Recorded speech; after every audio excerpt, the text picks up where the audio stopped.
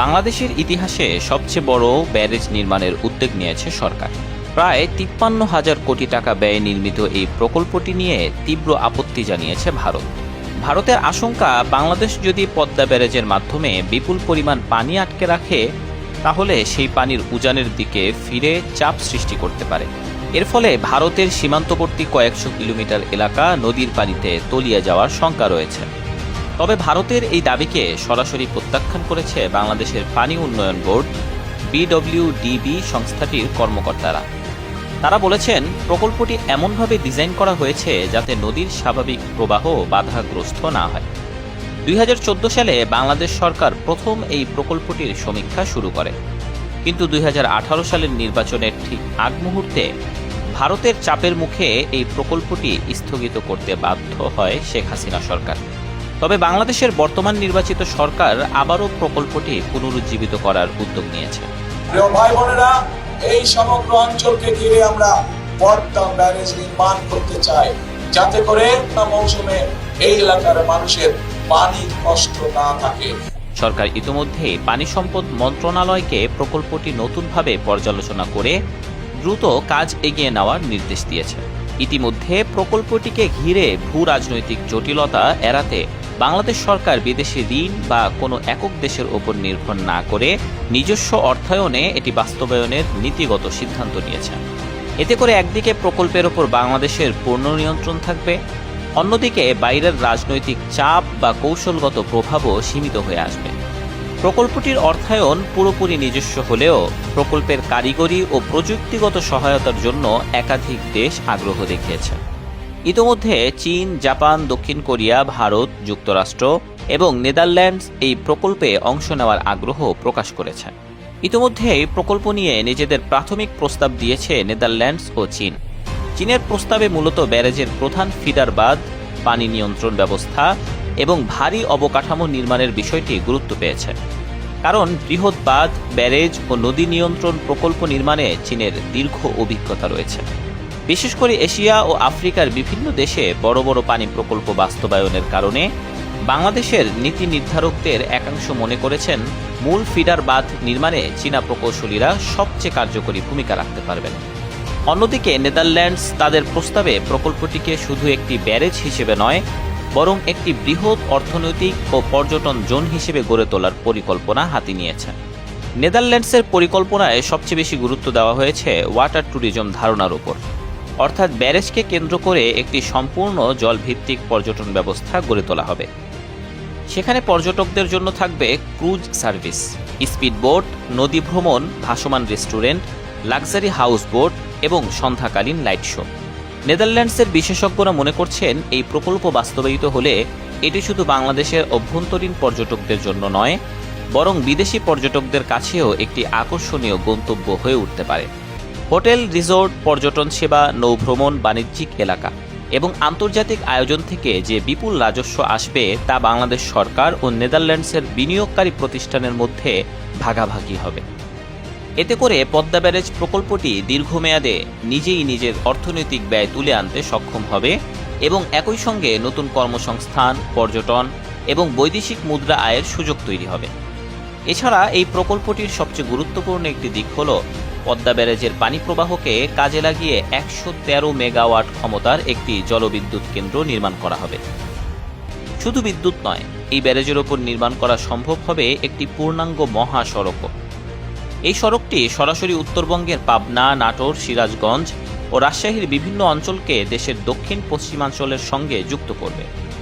সবচেয়ে বড় বিষয় হলো, এই সংযোগের জন্য আলাদা করে নতুন সেতু নির্মাণের প্রয়োজন হবে না, কারণ পদ্মা ব্যারেজের মূল অবকাঠামোকেই মহাসড়ক ও সেতু হিসেবে ব্যবহার করা যাবে। এতে একদিকে যেমন অতিরিক্ত হাজার হাজার কোটি টাকা ব্যয় কমে যাবে, অন্যদিকে একই অবকাঠামো থেকে পানি সংরক্ষণ, বিদ্যুৎ উৎপাদন এবং সড়ক যোগাযোগ, এই তিনটি সুবিধাই একসঙ্গে পাওয়া সম্ভব হবে। প্রকল্পটির সর্বমোট 2টি ধাপে বাস্তবায়ন করা হবে। প্রথম ধাপে ৩০,৪০০ কোটি টাকা ব্যয়ে রাজবাড়ী জেলার পাংশা উপজেলার হাবাসপুর থেকে পাবনার সুজানগর পর্যন্ত নির্মাণ করা হবে। পদ্মা নদীর এই অংশটি মূলত পানি প্রবাহ নিয়ন্ত্রণ এবং শুষ্ক মৌসুমে পানি ধরে রাখার মূল কেন্দ্র হিসেবে কাজ করবে। বিশাল প্রকল্পটি বাস্তবায়ন করা হবে পাবলিক প্রাইভেট পার্টনারশিপ বা পিপিপি মডেলে। অর্থাৎ পদ্মা ব্যারেজ প্রকল্পে সরকার ও বেসরকারি বিনিয়োগকারীরা যৌথভাবে অর্থায়ন করবে। এতে একদিকে সরকারি বাজেটের ওপর অতিরিক্ত চাপ কম পড়বে, অন্যদিকে বেসরকারি খাতের প্রযুক্তি, দক্ষতা ও ব্যবস্থাপনা যুক্ত হওয়ায় প্রকল্প থেকে সর্বোচ্চ আউটপুট পাওয়ার সুযোগ তৈরি হবে। এদিকে ভারতের আপত্তিকে উপেক্ষা করে বাংলাদেশ সরকার প্রকল্পটির নীতিগত অনুমোদন দেওয়ার পর দুই দেশের মধ্যে কূটনৈতিক পর্যায়ে চাপা উত্তেজনা তৈরি হয়েছে। নয়াদিল্লি আনুষ্ঠানিকভাবে বাংলাদেশের কাছে এই প্রকল্পের পূর্ণ কারিগরি তথ্য, পানি সংরক্ষণের পরিমাণ, ব্যারেজের নকশা এবং সম্ভাব্য পরিবেশগত প্রভাব সম্পর্কে ব্যাখ্যা চেয়েছে বলে জানা গেছে। একই সঙ্গে ভারত চাইছে প্রকল্পের কাজ শুরু হওয়ার আগে এটি নিয়ে যৌথ নদী কমিশন বা দুই দেশের পানি বিশেষজ্ঞদের মাধ্যমে আনুষ্ঠানিক আলোচনা হোক। তবে বাংলাদেশ সরকার ভারতের এই আপত্তি ও আশঙ্কাকে পুরোপুরি প্রত্যাখ্যান করেছে। বাংলাদেশ পানি উন্নয়ন বোর্ড BWDB বলছে, এই প্রকল্পে এমন কোনো প্রযুক্তি ব্যবহার করা হচ্ছে না যা পানিকে উজানের দিকে ঠেলে দিতে পারে। সংস্থাটির কর্মকর্তাদের ভাষ্য, ব্যারেজের উদ্দেশ্য হল নদীর প্রবাহ পুরোপুরি বন্ধ করা নয়, বরং নির্দিষ্ট সময়ের জন্য সীমিত পরিমাণ পানি সংরক্ষণ করে দেশের অভ্যন্তরীণ চাহিদা পূরণ করা। তাছাড়া বাংলাদেশের ইতিহাসে সর্ববৃহৎ এই প্রকল্পে চীন, জাপান, দক্ষিণ কোরিয়া ও নেদারল্যান্ডসের বিশেষজ্ঞদের পাশাপাশি বাংলাদেশের নিজস্ব প্রকৌশলীরাও সরাসরি অংশ নেবেন। বিশেষ করে বাংলাদেশ প্রকৌশল বিশ্ববিদ্যালয় বুয়েটের প্রকৌশলী, গবেষক ও শিক্ষার্থীদের এই প্রকল্পের বিভিন্ন ধাপে যুক্ত করার পরিকল্পনা নেওয়া হয়েছে। বাংলাদেশ সরকারের লক্ষ্য শুধু একটি ব্যারেজ নির্মাণ নয়, বরং এই প্রকল্পকে বাংলাদেশের প্রকৌশল দক্ষতা তৈরির একটি জাতীয় প্রশিক্ষণ কর্মসূচিতে পরিণত করা। পরিকল্পনা অনুযায়ী বিদেশি প্রকৌশলীদের সঙ্গে যৌথভাবে কাজ করবেন বাংলাদেশি প্রকৌশলীরা। পদ্মা ব্যারেজের নকশা, নদীর প্রবাহ বিশ্লেষণ, ফিডার বাঁধ, স্লুইস গেট, জলবিদ্যুৎ কেন্দ্র, মহাসড়ক এবং পর্যটন অবকাঠামো প্রতিটি ক্ষেত্রেই বাংলাদেশি প্রকৌশলীরা সরাসরি হাতে কলমে কাজ শেখার সুযোগ পাবেন। প্রধানমন্ত্রীর ঘনিষ্ঠ সূত্রগুলোর দাবি, সরকারের দীর্ঘমেয়াদী পরিকল্পনা হল পদ্মা ব্যারেজের অভিজ্ঞতা কাজে লাগিয়ে ভবিষ্যতে যমুনা, তিস্তা, ধরলা, আত্রাই ও অন্যান্য গুরুত্বপূর্ণ নদীতেও স্থানীয় প্রকৌশলীদের মাধ্যমেই বড় বড় পানি প্রকল্প বাস্তবায়ন করা। এমনকি ভবিষ্যতে বাংলাদেশের প্রকৌশলীরা বিদেশেও ব্যারেজ ও নদী ব্যবস্থাপনা প্রকল্পে কাজ করতে পারবেন, এমন লক্ষ্য নির্ধারণ করা হয়েছে। অতীতে পদ্মা সেতু নির্মাণের সময় বাংলাদেশ একটি বড় সুযোগ হারিয়েছিল, কারণ তখন চীনা প্রকৌশলীরা পদ্মা সেতুর মূল কাজ করলেও বাংলাদেশি প্রকৌশলীদের বড় অংশ কেবল সহকারী বা পর্যবেক্ষকের ভূমিকায় ছিল। ফলে প্রকল্পটি শেষ হলেও দেশে পর্যাপ্ত সংখ্যক উচ্চ দক্ষতার সেতু তৈরির কোনো ইঞ্জিনিয়ার তৈরি হয়নি। কিন্তু এবার সরকার সেই ভুল আর করতে চায় না। তাই পদ্মা ব্যারেজ প্রকল্পে বিদেশি বিশেষজ্ঞদের পাশাপাশি প্রতিটি ধাপে বাংলাদেশি প্রকৌশলীদের বাধ্যতামূলকভাবে যুক্ত করার পরিকল্পনা নেওয়া হয়েছে।